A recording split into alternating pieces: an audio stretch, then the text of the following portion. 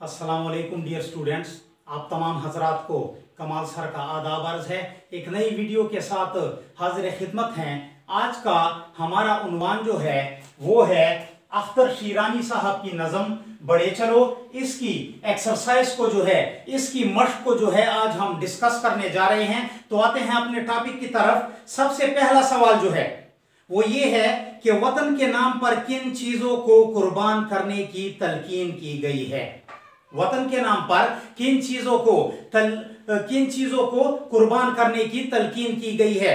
तो इसका जवाब जो है वो तीसरे नंबर का बंद है, और तीसरे नंबर के बंद में दूसरा और तीसरा मिसरा जो है वो इस सवाल का जवाब है। और वो मिसरा कुछ इस तरह है कि लुटा दो उम्र नौजवान वतन के पाक नाम पर, लुटा दो उम्र नौजवान वतन के पाक नाम पर, निसार कर दो अपनी जान वतन के पाक नाम पर। यही इसका जवाब है। आपने जवाब लिखने से पहले सबसे पहले इन दो मिसरों को लिखना है और उसके नीचे फिर यह लिखना है कि अख्तर शीरानी साहब जो हैं वो वतन के नौजवानों को, वतन के सिपाहियों को और वतन के फौजियों को नसीहत करते हुए फरमाते हैं कि अगर तुमने वतन अजीज को तरक्की देनी है तो मैं तुम्हें यह तलकीन करता हूं, मैं तुम्हें यह नसीहत करता हूं कि तुमने दो चीजों की कुर्बानी देनी होगी। वो ये कि एक जो है उम्र नौजवान है, यानी कि तुम जवान हो, तुम नौजवानी की उम्र में हो, तुमने इस जवानी को अपने पाक वतन पर कुर्बान करना होगा। और इसके अलावा जो है अल्लाह ताला ने तुम्हें जिंदगी अता की है, अल्लाह ताला ने तुम्हें जान दी है, तुमने उस जिंदगी को और उस जान को जो है वतन के नाम पे कुर्बान करना होगा। तो इस जवाब में अख्तर शीरानी साहब अपने फौजियों को, अपने सिपाहियों को दो चीजों की तलकीन करते हुए फरमाते हैं कि एक उम्र नौजवानी और दूसरी अपनी जिंदगी और जान जो है तुमने कुर्बान करनी होगी वतन के पाक नाम पर। दूसरे नंबर का सवाल जो है वो कुछ इस तरह है कि इस नज़म का मरकजी ख्याल तहरीर कीजिए। इस नज़म का मरकजी ख्याल तहरीर कीजिए। अगर मरकजी ख्याल को आपने अपने माइंड में बिठाना है और उसका आसान सा कंसेप्ट बनाना है तो इसके लिए आपने बंद नंबर 1 जो है वो अच्छे तरीके से याद करना होगा। वो बंद नंबर 1 जो है कुछ इस तरह है कि रुको नहीं जो दस्तूरे गुजार आए सामने, बचो नहीं जो सीलो जुए बार आए सामने, हटो नहीं जो बेहरो कोहसार आए सामने, हो राह कितनी ही कठिन, बड़े चलो दिलावराने तेगजन, बड़े चलो बहादराने सफशिकन, बड़े चलो। इस नज़म का मरकजी ख्याल ये है कि अख्तर शीरानी साहब जो हैं इस नज़म में अपने बहादुर सिपाहियों को तलकीन और नसीहत करते हुए और उनका हौसला बढ़ाते हुए फरमाते हैं कि तुमने रुकना नहीं है अगर तुम्हारे रास्ते में दस्तूरे गुजार ही क्यों ना आ जाएं, तुमने बचना भी नहीं है चाहे सीलो जुए बार ही क्यों ना आ जाएं तुम्हारे रास्ते में, तुमने हटना भी नहीं है चाहे बहरो कोहसार ही क्यों ना आ जाएं तुम्हारे रास्ते में। वतन की तरक्की के रास्ते में कितनी भी कठिन मुश्किलात क्यों ना आए तुमने उससे पीछे नहीं हटना है, बल्कि जवामर्दी से उन मुसीबतों का मुकाबला करना है। एक दूसरी चीज भी इसके मरकजी ख्याल में मौजूद है और वो कुछ इस तरह है कि सिपाही जो होता है वो मतलब है कि कौम का जियाला होता है। उसके माइंड में ये बात होनी चाहिए कि उसने अपनी जान की परवाह नहीं करनी है, उसने मैदान जंग में इस चीज से नहीं डरना है कि मैं मौत के घाट उतर जाऊंगा। अख्तर शीरानी साहब फरमाते हैं कि ऐ मेरे प्यारे सिपाही, अगर तू मर भी जाता है, मौत के घाट उतर भी जाता है तो तू मरा नहीं है, तेरा शुमार जो है वो शहीदों में होता है, और अगर तू बच जाता है तो तू गाजी कहलाता है और तुझ पर कौम जो है वो फख्र व गुरूर करेगी। तो अख्तर शीरानी साहब मुख्तसर अल्फाज में इस नज़म में अपने फौजियों का, सिपाहियों का हौसला बढ़ाते हुए फरमाते हैं कि जिस तरह के हालात भी क्यों ना आ जाएं, वतन की तरक्की में, वतन की राह में तुमने उनसे डरना नहीं है, तुमने उनसे घबराना नहीं है, और जवामर्दी के साथ, हौसले के साथ, हिम्मत के साथ बढ़ते चले जाना है। तीसरे नंबर का सवाल जो है पहले बंद में किन मुश्किलात के बावजूद आगे बढ़ने की नसीहत की गई है। बंद मैंने आपके सामने पेश किया। रुको नहीं जो दस्तूरे गुजार आए सामने, बचो नहीं जो सीलो जुए बार आए सामने, हटो नहीं जो बहरो कोहसार आए सामने, हो राह कितनी ही कठिन, बड़े चलो दिलावराने तेगजन, बड़े चलो बहादराने सफशिकन, बड़े चलो शायर फरमाता है कि मेरे बहादुर फौजियों, नौजवानों, चाहे तुम्हारे रास्ते में दश्त ही क्यों ना आ जाएं, रेगजार ही क्यों ना आ जाएं, सील क्यों ना आ जाएं, जुए बार क्यों ना आ जाएं, बहर क्यों ना आ जाएं, कोहसार क्यों ना आ जाएं, जिस तरह की भी मुश्किलात तुम्हारे सामने आती हैं, तुमने घबराना नहीं है। चाहे वो वीराने की शक्ल में हो, जंगल की शक्ल में हो, चाहे वो सहरा की शक्ल में हो, चाहे वो सैलाबों की शक्ल में हो, चाहे छोटे पैमाने पर पानी हो, चाहे वो जुएबार की शक्ल में हो, बड़े पैमाने पर पानी हो, चाहे बड़े बड़े समंदर हो, चाहे ऊंचे ऊंचे कोहसार और पहाड़ हो, रास्ता कितना ही कठिन क्यों ना हो, तुमने उससे घबराना नहीं है और आगे बढ़ते चले जाना है, बढ़ते चले जाना है। यह था इस सवाल का जवाब।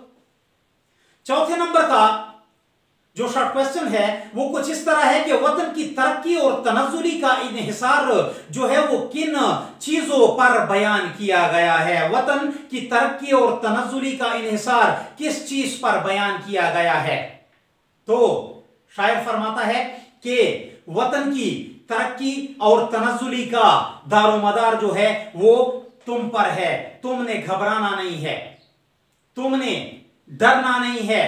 जिस तरह के हालात भी तुम्हारे सामने आ जाएं, तुमने रुकना नहीं है। चाहे दस्तूरे गजार हो, तुमने बचना नहीं है। चाहे सीलो जुएबार हो, तुमने हटना नहीं है। चाहे बहरो कोहसार हो, वतन की मरगुज़ीस्त का तुम ही पे इन्हिसार है।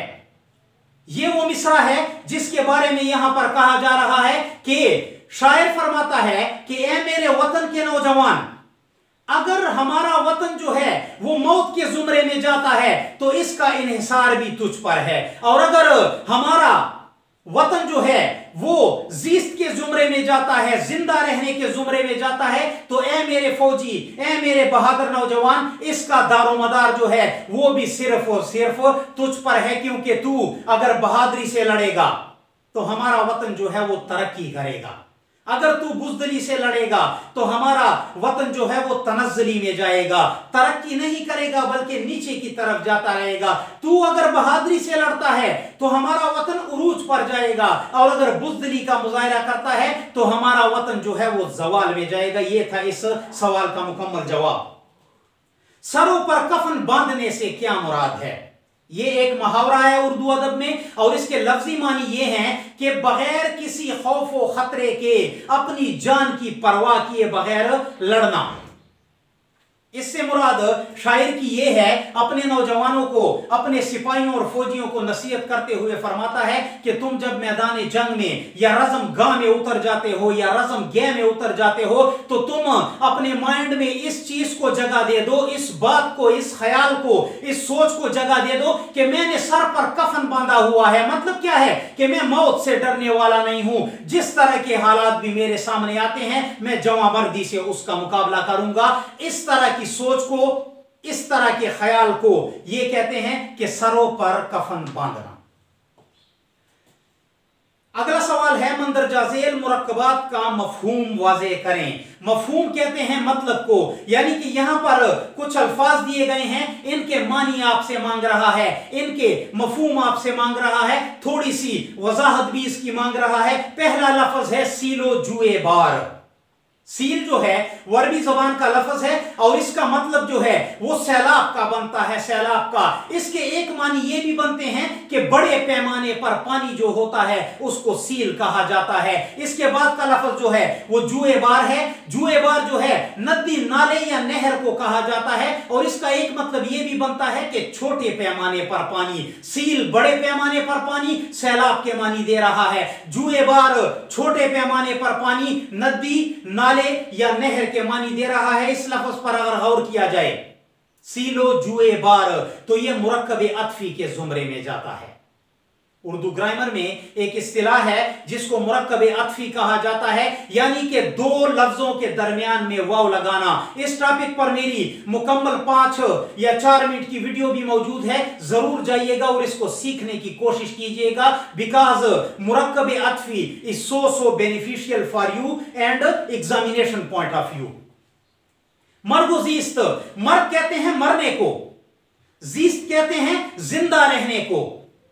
ये लफ्ज जो है ये भी मुरक्कब अत्फी के जुमरे में जा रहा है। मर्द से मुराद शायर की ये है कि ऐ मेरे वतन के नौजवान, अगर तू जवामर्दी से लड़ता है, बहादुरी से लड़ता है, तो हमारा वतन जो है वो उरूज पर जाएगा, यानी कि जिंदा रहेगा। और मतलब है कि अगर तू जवामर्दी से नहीं लड़ता है, बुज़दिली का मुजाहरा करता है, तो हमारा वतन जो है वो तनज़्ज़ुली में जाएगा, पस्ती की तरफ जाएगा, जवाल की तरफ जाएगा। मर्ग मौत को कहते हैं और जीस्त जिंदगी को कहते हैं। इन दो अल्फाज को यकजा किया गया है, एक वाव की मदद से जोड़ा गया है, और उर्दू अदब की इस्तिलाह में इस शक्ल को जो है मुरक्कबे अत्फी कहा जाता है। तेगे बेअमा, तेग कहते हैं तलवार को, और तेगे बेअमा एक ऐसी तलवार को कहते हैं कि जिसमें इतनी बहादुरी मौजूद हो, उसमें इतनी तेजी मौजूद हो कि उसके सामने जिस तरह का दुश्मन भी आए उसके सर को वो तन से जुदा कर दे। बेरहम तलवार को जो है तेगे बेअमा कहा जाता है, जो दुश्मन पर बिल्कुल रहम खाने वाली हो भी नहीं। किस्मत सईद खुशकिस्मती को कहा जाता है, और इसकी मुख्तसर सी डिफिनीशन ये है कि सिपाहियाना जिंदगी जो किस्मत सईद है। ऐ मेरे नौजवान, तू एक सिपाही है, और सिपाही की जिंदगी जो है उसको खुशकिस्मती की जिंदगी कहा जाता है। सिपाही एक खुशकिस्मत इंसान होता है, इसलिए जवामर्दी से लड़, बहादुरी से लड़, क्योंकि तेरी जिंदगी जो है वो खुशकिस्मती से भरपूर है, क्योंकि तू एक सिपाही है। फख्र कौम, एक ऐसी शख्सियत, एक ऐसी पर्सनैलिटी जिस पर पूरी कौम फख्र करे। सिपाही की तरफ इशारा है, न पाकिस्तानी नौजवान की तरफ इशारा है, या उन तमाम लोगों की तरफ इशारा है जो वतन अजीज से मोहब्बत करते हैं और वतन को, कौम को उन पर फख्र है। तेग जन, तेग कहते हैं तलवार को, जन कहते हैं मर्द को, यानी कि वो मर्द, वो लोग जो तलवार उठाए हुए हैं। इशारा जाता है वतन के बहादुर सिपाहियों की तरफ, या उन लोगों की तरफ जिन्होंने वतन के नाम पर हथियार उठाए हुए हैं। रज़्मगाह, रज़्मगाह जो है यह मैदान जंग को कहा जाता है।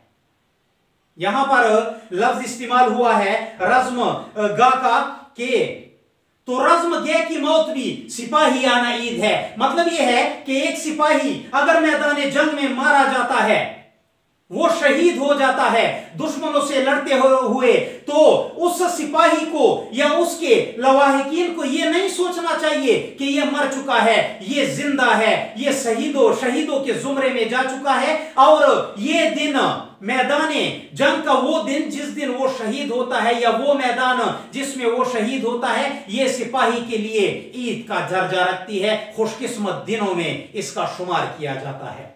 सफ शिकन, सफ कहते हैं कतार को, शिकन कहते हैं तोड़ने को। ऐसे सिपाहियों की तरफ इशारा है जो इतने बहादुर हों कि दुश्मनों की सफों में घुसकर, दुश्मनों की कतारों में घुसकर उनको तोड़ने की सलाहियत रखते हैं, उनको तोड़ने का हौसला रखते हैं, और उनकी कतारों को और उनके सिपाहियों को और उनके लश्कर को नेस्तो नाबूद कर देते हैं, तबाह व बर्बाद कर देते हैं।